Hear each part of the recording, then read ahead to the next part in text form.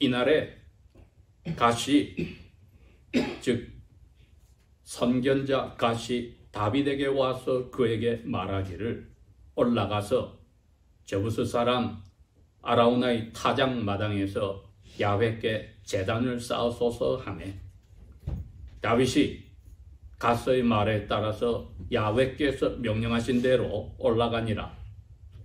아라우나가 바라보니 왕과 그의 종들이 자기를 향하여 오는 것을 보고 그가 나가서 아라우나가 왕의 앞에서 절하고 자기 얼굴을 땅에 대고, 아라우나가 말하기를 어찌하여 나의 주인 되신 왕께서 왕의 종에게 오셨나이까 하니, 다윗이 말하기를 너에게서 타작마당을 사서 야훼께 제단을 쌓아 재앙을 백성으로부터 그치게 하려 함이로다 하니, 아라우나가 다윗에게 말하기를 나의 주인 되신 왕께서 좋게 여기시는 것을 가져 들으소서 보소서.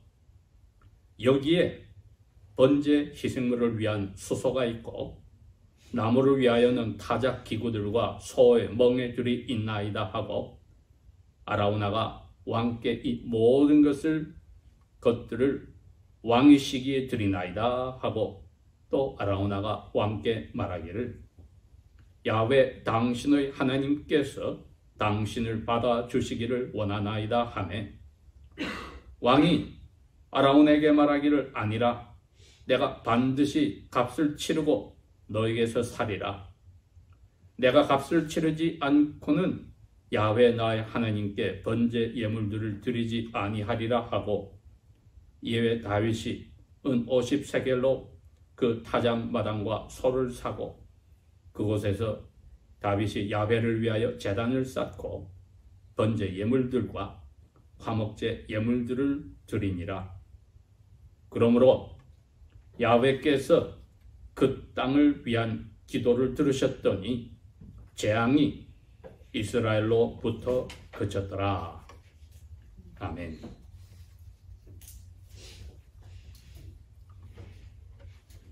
사무엘하 24장을 저희들이 읽으면 다윗 왕이 거의 통치 40년의 마지막 부분에 다다라서 일어난 사건임을 알 수가 있습니다.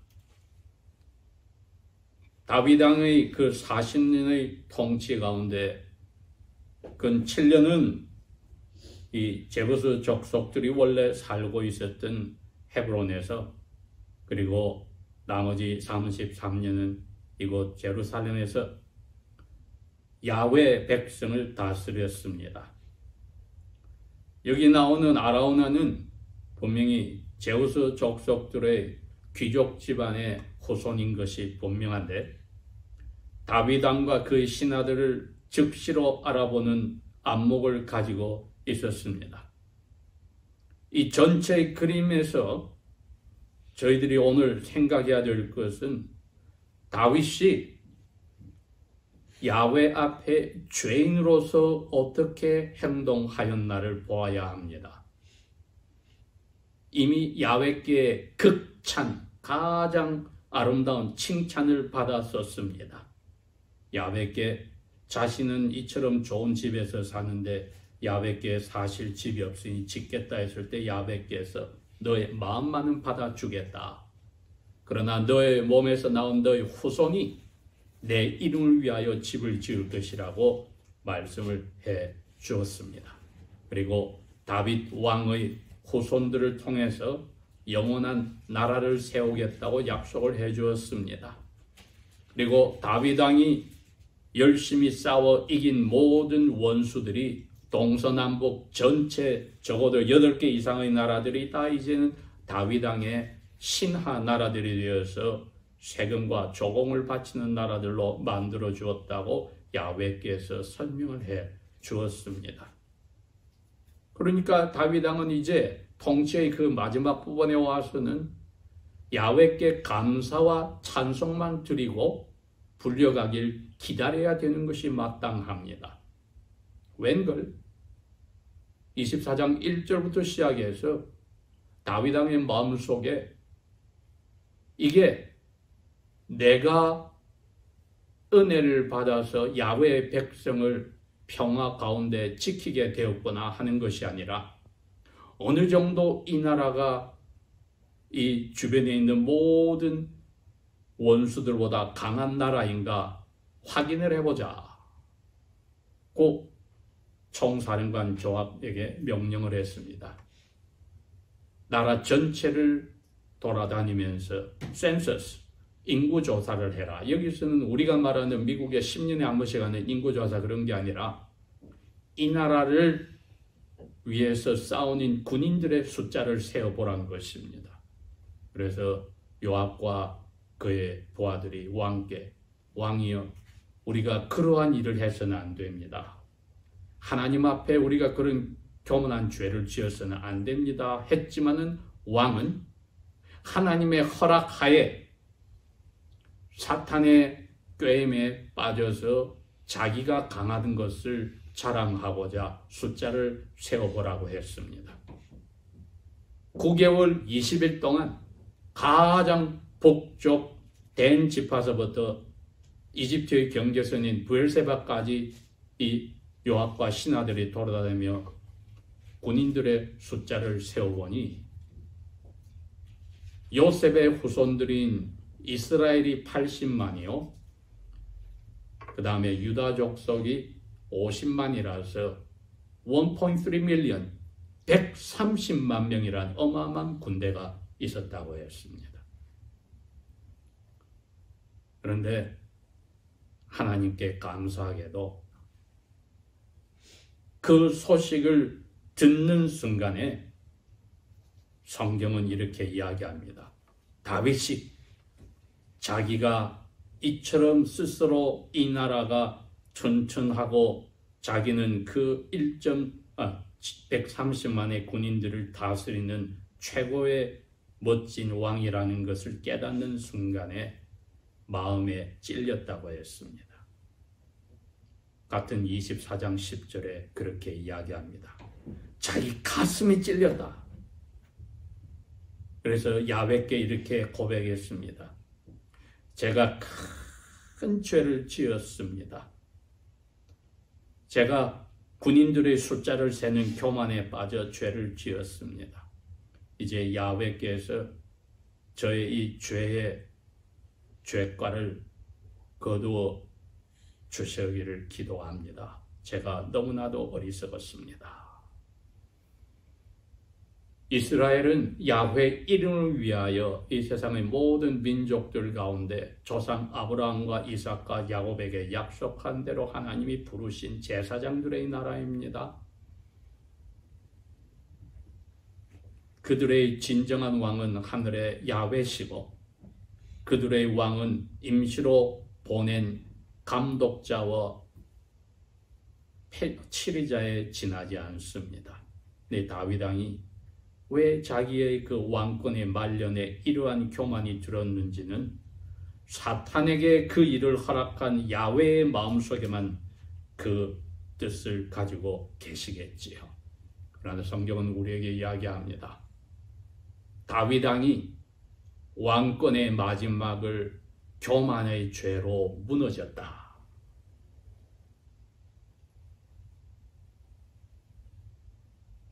그런데 야훼께서는 저주를 내리셔야 하는데 저주 대신에 징계의 채찍을 내리셨다. chastising rod. 사랑의 매를 드셨다. 성경은 사무엘하 24장은 그렇게 기록을 합니다. 저주의 진노의 화를 내신 것이 아니라 사랑의 채찍을 내리셨다.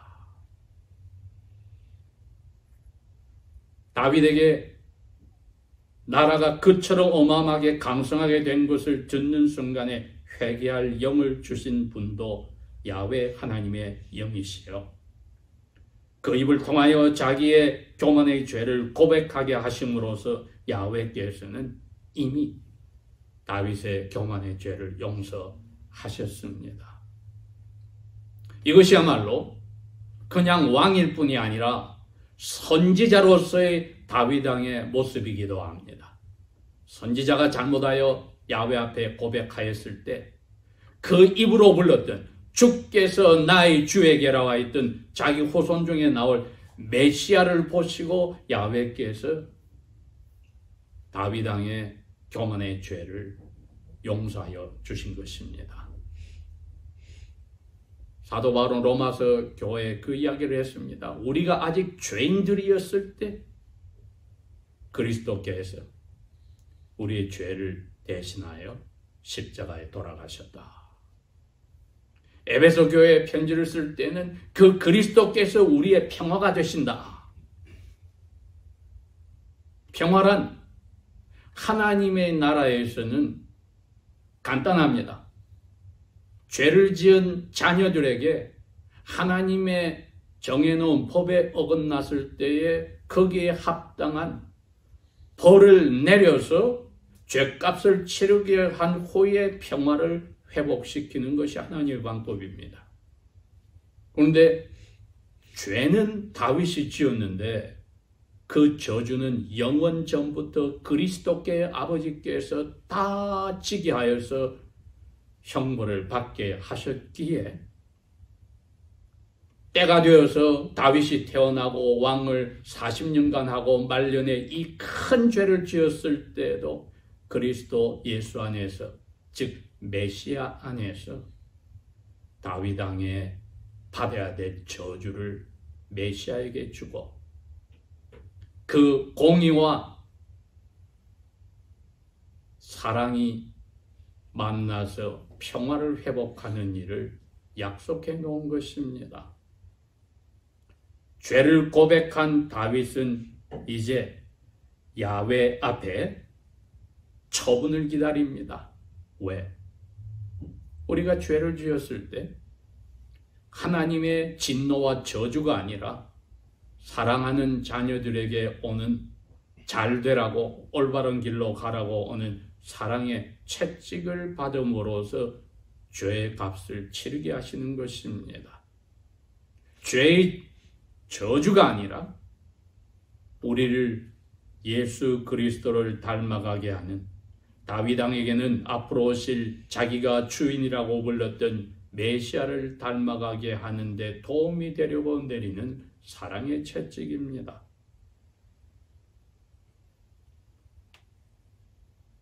갓에게, 선견자 갓에게 야훼께서 명령했습니다. 다윗이 회개했으니까 너 찾아가서 이 이야기를 전해줘라. 13절에 나와 있습니다. 사랑의 채찍이 오는데 세 가지 중에 하나를 다윗이 택해라고 해라. 첫 번째는 3년 동안의 이 땅 전체가 흉년이 될 것이다. 두 번째 앞서는 이 나라 군인들이 다윗의 원수들 앞에서 3개월 동안 도망 다녀야 되는 패배가 갑자기 올 거다. 세 번째 앞서는 사흘 동안에 나라 전체에 내가 보내는 전염병이 돌아서 사람들을 죽이게 된다. 왕이시여, 야훼께서 내리는 이 세 개의 채찍 중에 무엇을 맡기를 원하십니까? 다윗 왕이 그럽니다. 야훼의 원수요, 우리의 원수들에게 쫓기는 대신에 야훼의 손에 직접 맡겠습니다. 그게 사흘 동안 전염병이 도는 것을 감당하겠습니다. 그렇게 해서 사흘 동안에 가장 북쪽 댄에서부터 가장 남쪽 브엘세바까지 7만 명이라는 사람들이 전염병으로 죽어버렸는데 야훼께서 전염병을 가지고 온 천사를 보내서 그 일을 하고 마지막으로 천사가 예루살렘 성 안에 들어와서 아라우나의 타작마당까지 와서 이제 예루살렘에서 또 사람을 죽이려고 손을 들었습니다. 그때 야훼께서 내가 사랑의 채찍을 심하게 친 것을 후회하노라. 사람의 방법으로 그 말씀을 하십니다. 후회한다. 내가 했던 계획을 돌이킨다. 취소하겠다. relented. 이건 사람의 입장에서의 표현을 해주신 겁니다. 왜? 다윗이 이미 자기의 죄를 깨닫고 고백했으니 정신을 차리고 앞으로 올 메시아를 닮아갈 겸손의 자리로 돌아갔으니 이제 그만해야 되겠다 해서 천사에게 너 손을 이제 멈추어라 그랬습니다. 그랬는데 다윗이 그 천사가 뻗어낸 손을 보아서 깜짝 놀래고 야훼께 이야기합니다. 제가 택한 그 세 번째에 따라서 이 천사가 이렇게 어마어마하게 사람들을 죽이는데 차라리 야훼의 백성이고 야훼의 약물인 백성들 대신에 저와 저희 집을 치십시오. 그러니 백성들을 그만 치시기를 바랍니다 하는 고백을 또 하였습니다. 그게 17절의 말씀입니다. 겸손한 다윗의 그 입에서 가장 낮은 자리로 내려가는 모습이 보입니다. 내가 이 나라의 왕이라고 해서 백성들의 나의 죄 때문에 야훼께 채찍맞는 것은 감당할 수 없으니 저와 제 가족에게 해 주십시오.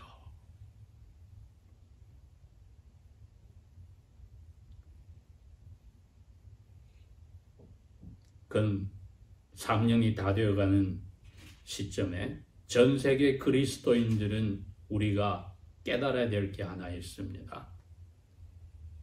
중국 공산당이 시작한 전염병이지만 그것을 가져온 천사는 사탄에게 허락한 야훼의 뜻에 따라 움직였습니다. 그러니 하나님의 자녀들만은 이것이 앞으로 오실 주님을 맞을 준비할 경성하고 깨어 있어야 할 하나님께로부터 채찍이라고 받아들여야만 우리가 날마다 교만의 죄에서 겸손하여져 벌거벗고 수치와 모욕을 당한 그리스도 예수의 길을 따라가며 날마다 자기 십자가를 지고 나에게 와서 내 뒤를 따르라는 명령에 순종하는 모습을 유지할 수가 있습니다. 이건 교회에 내리는 채찍이라고 저희들은 받아들여야 합니다. 개개인 우리에게 내리는 채찍이라고 받아들여야 합니다. 그렇게 우리 개개인들이 다 모여서 예배하는 그것까지 방해받는 자리에 하나님의 종들로 세웠던 정부가 그 일을 하였던 것을 기억해야 하고 잊지 말아야 합니다. 이것이야말로 하나님의 교회와 하나님의 자녀 한 사람 한 사람에게 내린 가장 가혹한 채찍이 아닙니까? 예배를 못하게 했으니 이거보다 더 심한 채찍이 어디 있습니까? 그것도 하나님의 자녀들의 마음에 오르나서 예배를 안 하겠다고 모이지 않겠다고 했으니 이게 얼마나 가슴치고 통탄할 어리석은 일을 하였던 것입니다. 제목을 겸허하게 야훼 징계를 받아라 한 이유는 예수 그리스도께서 스스로 그 자리로 와서 사람의 죄에 대해서 어느 정도 화를 내셨나 하는 야훼의 그 화를 자기가 저주 덩어리가 되어 다 받으신 것. 아담과 그의 아내를 에덴 동산에서 오른쪽으로 동쪽으로 내어 쫓았을 때에 입구에다가 생명나무로 가는 길을 막아버리고 천사장들을 보내어서 불칼이 돌아가게 막았다고 한 것을 생각하는 그것이 야훼께서 자기 자녀들에게 나타내는 화의 모습입니다. 다윗이 지금 그것을 본 겁니다. 자기의 교만의 죄 때문에 백성들이 천사의 손을 통하여 칼을 통하여 화염불처럼 자기 백성들을 죽이는 것을 보았을 때 가슴이 무너져 내린 것입니다. 우리 개개인들이 야훼의 징계를 우리 스스로가 받는다고 생각할 때 제가 화두를 떠낸 것이 그겁니다. 지난 3년 가까이 우한 폐렴 때문에 우리가 다 손가락을 중국 공산당에게 하지만 이것은 하나님의 도구에 지나지 않고 그 도구를 우리가 탓할 게 아니라 그러한 징계를 불어일으킨 우리 개개인의 심성을 과연 내가 즐겁게 매일 벌거벗고 모욕과 수치를 당할 그 십자가를 지고 주님의 길을 가는가 하고 물어봐야 될 계기로 삼아야 합니다. 지난주에 이어서 계속해서 우리가 이 가장 위험한 죄, 에덴 동산에서 쫓겨난 죄, 교만의 죄를 저희들이 경계해야만, 교만의 죄를 아버지 앞에 회개하고 기도하지만 결단코 겸손해졌다고 감사할 수 없는 우리의 죄성과 붙어 사는 이것을 경계하는 지혜는 주님의 얼굴을 만나는 날까지 저희들이 포기하지 말아야 합니다. 음보의 지옥 구덩이 속에서 부르짖는 부자는 아직까지 그 교만으로 똘똘 뭉쳐서 아브라함 품에 있는 나사로를 명령해서 심부름 시켜 먹으려 하는 그 자리에서 벗어나지 못한 것 저희들 예수님이 비유해서 보아야 합니다. 이처럼 다윗 왕의 교만을 통하여 가장 자신을 낮추어 벌거벗겨 모욕과 수치를 당한 십자가의 고통을 당하신 예수님은 저희들에게 어떠한 삶을 살아야 하며 얼마나 말로 표현할 수 없는 감사와 찬송을 예수님 때문에 아버지께 해야 될지 가르쳐 주는 것입니다. 이제 오늘 본문의 말씀은 다윗이 이스라엘 전체에 내려온 야훼 채찍도 보았고 야훼께 죄를 2번씩이나 고백하여서 용서를 받았습니다. 그러니 다윗 왕에게 선견자 갓을 보내서 야훼께서 다윗에게 죄의 채찍을 맞고 회개하고 회복된 사람의 모습을 보이게 명령을 하셨습니다. 여러분, 이게 주일마다 저희들이 예배를 할 때 오는 모습이 이렇게 되는 것입니다. 누구를 통해서 그 일을 하느냐? 이스라엘 백성이 마땅히 죽여야 될 족속이 여부스 족속이었습니다. 예루살렘과 헤브론을 점령하고 살았던 가나안 족속 중에 여부스 족속도 죽어야 했는데 그들이 살고자 여호수아와 장로들을 속여서 평화의 협약을 야훼 이름으로 맺게 하여 여호수아가 자기 입으로 한 실수를 지키고자 여부스 족속을 예루살렘에 살게 하면서 자기들을 도우는 노동꾼으로 썼습니다. 죽이라고 하는 아멜렉을 몰살하는 일을 사울왕이 하지 않고 만만한 여부스 족속을 죽이는 큰 죄를 지었기 때문에 여부스 족속이야말로 야훼께 돌아와 이방인에서 은혜 받은 야훼 백성의 그 자유와 은혜와 평화를 누리는 가운데 사는데 여기 아라우나라고 하는 그 족속의 귀족 중에 한 사람의 눈에 야훼께서 손을 드셔서 이스라엘 전체 전염병으로 사흘 동안 죽이시는 모습을 볼 때에 가슴이 많이 아팠던 겁니다.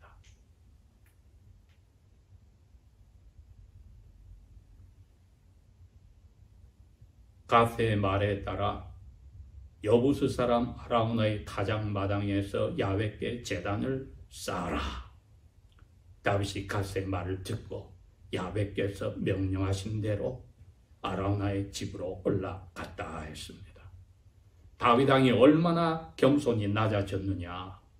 평소 같으면 여러분 왕이 움직인 다음에 어떻게 됩니까? 나팔소들이 앞에 가고 기마부대가 앞에 가고 신하들이 먼저 가서 물러거라 엎드려라 왕이 행처하신다. 지금 그 모습이 전혀 없습니다. 그냥 조용히 부하들과 함께 하나님 앞에 제사를 지내러 올라갔다. 아라우나가 멀리서 왕과 그 신하들을 보고 밖으로 나와 왕 앞에 땅에 얼굴을 대고 이야기합니다. 왕께서 왕의 종이신 저에게 무슨 일로 오셨습니까? 21절 너에게서 이 타작마당을 사서 야훼께 제단을 쌓아 재앙을 백성으로부터 그치게 하려 함이로다. 아라우나가 알아챘습니다. 야훼께서 왕에게 자비를 베풀어서 이제 재앙을 그치려고 제사를 지내게 하시는구나. 여러분, 이게 무슨 제사인지 한번 볼까요? 번제 희생물들을 위한 수소가 있습니다. 번제 희생물은 짐승 전체를 불에 태워 죽이는 겁니다. 이건 우리가 야훼께 다시금 우리의 삶 전체를 그대로 바칩니다는 감사의 표시입니다. 즉 구약시대 두 종류의 제사들 가운데 죄를 지어서 해야 될 제사인 속죄제와 속건제가 아니라 야훼의 은혜에 감동이 되어 감사하여 드리는 번제와 화목제가 있는데 그 제사가 여기에 지금 적혀 있습니다. 다시 말하면은 아라우나는 다윗 왕의 입으로 내가 번제를 지내겠다 말이 없었는데도 알아챈 겁니다. 이미 이건 번제다. 죄에 따라서 하나님 앞에 용서해달라고 드리는 제사가 아니다. 이거는 하나님 앞에 이미 용서를 받았기 때문에 다시 자신을 감사히 바치는 번제다. 그랬기에 그 입에서 번제란 말을 꺼낸 겁니다. 번제를 위해서 수소가 있고 나무를 위해서 타작기구들과 멍에들이 있나이다. 왕이 원하시면 다 쓰세요. 저도 그게 동참하겠습니다. 그 이야기입니다. 여러분, 이 이방인이 야훼 택한 백성들보다도 훨씬 올바른 정신 상태와 보는 눈이 있지 않습니까? 야훼께 죄를 지은 사람은 야훼에게 채찍을 맞고 나서 회복된 사람은 죄짓기 전보다도 더욱더 야훼 앞에 겸손히 야훼의 말씀에 순종하는 어려운 사람이 되어야 된다. 그것을 아라우나는 알고 있었다는 겁니다. 그랬더니 다윗 왕이 그럽니다. 내가 시작한 이 문제가 야훼께 용서를 받아서 이제 감사의 표현을 해야 되는데 내가 돈도 쓰지 않고 어떻게 그걸 너의 덕을 공짜로 받아서 너의 그 너그러운 마음을 내가 그대로 이용해 먹을 수 있어? 아니야. 내가 값을 다 치러야만 돼. 저희들이 하나님 앞에 예배하러 올 때에 아라우나의 마음과도 같아야 되고 다윗 왕의 마음과도 같이 내가 일주일 동안의 야훼 은혜로 지금까지 왔고 오늘도 죄 용서 받은 것을 확신하는 자리로 오니까 번제 예물로 저희 삶 전체를 불태워 바치는 그 마음으로 왔습니다. 이것이 우리 예배자의 모습입니다. 여러분, 서로에게 나를 인정해 달라는 것도 아니요, 내가 이처럼 이런 일이 있었다고 사람들에게 자랑하는 것도 아니요, 동정을 받은 것도 아니요, 우리가 날마다의 삶 속에 거룩하여진 만큼 더 작고 별 볼일 없는 죄도 더 크게 보이고 우리의 가슴을 더 아프게 하는 거룩한 길로 갈 때에 주일이 교회에서 아버지 앞에 다시 한번 모든 죄가 그리스도 안에서 용서받았다는 확신을 더하는 아름다운 복된 날이니 저희들의 마음이 아라우나와 다윗 왕과 같은 마음으로 아버지 앞에 오는 것이 마땅합니다.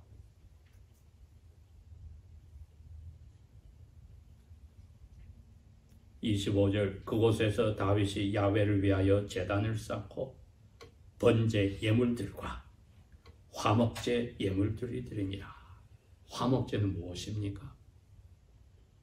야훼께 용서받았기에 이제는 이전보다 더 가까이 야훼께서 우리와 평화를 가지고 우리를 기뻐하십니다. 그러니 거기에 대한 감사를 드리겠습니다 하는 게 화목제 제물입니다. 예수님이 우리의 화목제 제물이었습니다. 다윗 왕이 지금 그 맛을 본 겁니다. 앞으로 오실 자기의 주 되신 메시아께서 화목 제물이 되신 것.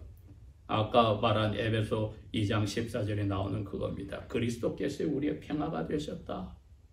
예수님의 이름이 평화의 왕이시라는 그것을 이미 다윗 왕도 아라우나도 다윗 왕의 이 종들도 맛보고 야훼께 다시금 왕권의 말년에 큰 죄에서 용서받아 야훼께 회복된 번제 예물을 바쳤고 야훼께 다시 사랑과 평화를 획득한 감사의 표현으로 화목제 예물을 드렸다. 그랬더니 야훼께서 그 땅을 위한 기도들을 들으셨더라. 이게 우리를 위해서, 다윗 왕을 위해서, 이스라엘을 위해서 이 제물을 바치라고 했던 겁니다. 야훼께서는 이미 용서하시고 다 해결했지만은 그 죄를 깨닫고 회개한 사람들의 영혼이 완전히 회복되는 일을 할 수 있도록 길을 자비롭게 허락하셨던 겁니다. 이게 우리가 예배를 주일마다 맞이하는 겁니다. 우리에게 자비를 맛보라고 길을 열어주신 겁니다. 이것을 우한폐렴 때문에 고통스럽게 할 수 없다는 것보다 더 심한 야훼의 채찍이 어디 있었겠습니까? 그렇게 생각한다면 우리 대신에 저주 덩어리가 되시고 우리에게 평화를 가져오신 예수 그리스도에 우리가 예배할 때 무엇을 자랑할 수 있으며 그 어떠한 다른 생각을 가지고 복된 주일에 예배할 수 있을까? 그렇게 질문 던집니다. 기도하겠습니다. 귀하신 주님, 귀한 성인의 자리에서도 다윗의 그 교만의 죄가 용서받아지고 회복되고 다시금 70의 인생 가운데도 아버지께 자기의 삶을 드러내놓으며 감사의 제단을 쌓은 것을 보았습니다. 예수님 덕분에 저희들이 오늘 이 자리까지 왔습니다. 예수님 덕분에 부활을 통하여서 의로움을 맛보고 이 복된 날을 즐깁니다. 성령께서 우리의 영육을 사로잡으셔서 기쁘고도 즐겁게 자원하여서 우리에게 주신 각자의 십자가를 지고 주님의 가신 그 길을 즐겁게 성실하게 따라가게 하소서. 주님 오실 때까지 간구하오니 저희들에게 다시는 하나님께 이 자비를 맛보는 예배가 그쳐지는 일이 생기지 않도록 기억하여 주소서. 예수님 이름으로 감사 기도합니다. 아멘.